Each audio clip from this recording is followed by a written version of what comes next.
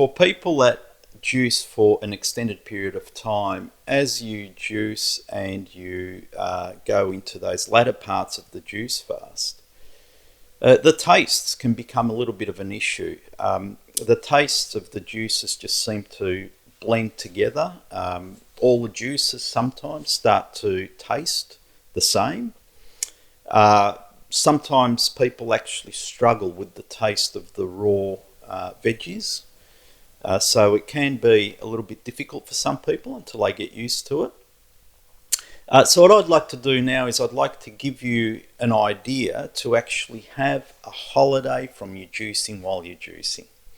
One of the things that we normally do with the pulp is we take the pulp out of the juicer and we turf it out. What I would like to teach you is what you can do with that pulp. So the first thing that you need to understand is that you need to separate the pulp. So you're going to have the vegetable pulp and then you're going to have the pulp from your fruit. What I would generally do is when I'm doing my juices, I would do the vegetables first, take that pulp, separate it, and then juice my fruit content of the juice and separate the fruit part. Then I would take the vegetable pulp. I would then take a nice big pot, put a little bit of olive oil in the bottom. I would then brown some onion in that olive oil just to bring out a little bit of flavour. I would then put the pulp in, fill the pot with water and bring it to a boil. While I'm bringing it to a boil, I would add some Himalayan salt, and you can even add a mixture of herbs to introduce some additional flavours. Once that's boiled for a little while, I would cool it down. And then what you're going to have is you're going to have all of this floating pulp and the herbs and everything else in the pot with the broth that you've just made. So the idea is to use a sieve to separate them.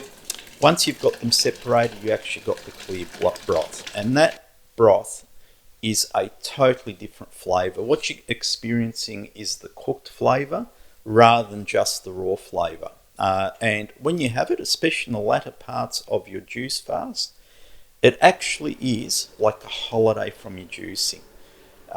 It's quite satisfying, but remember one thing, that the broth has got quite a low nutritional value, so it should be used in addition to your juicing.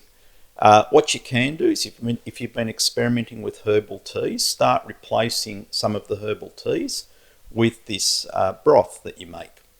You'll have a very different flavour experience.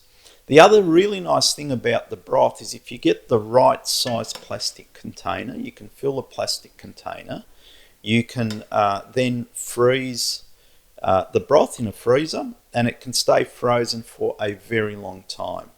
The nice thing about doing that is whenever you need it, you just pull the container out of the fridge, pop the ice out of the container, have a pot, warm it up, put your ice block in there, and within a few minutes you've got a nice hot broth that you've unfrozen.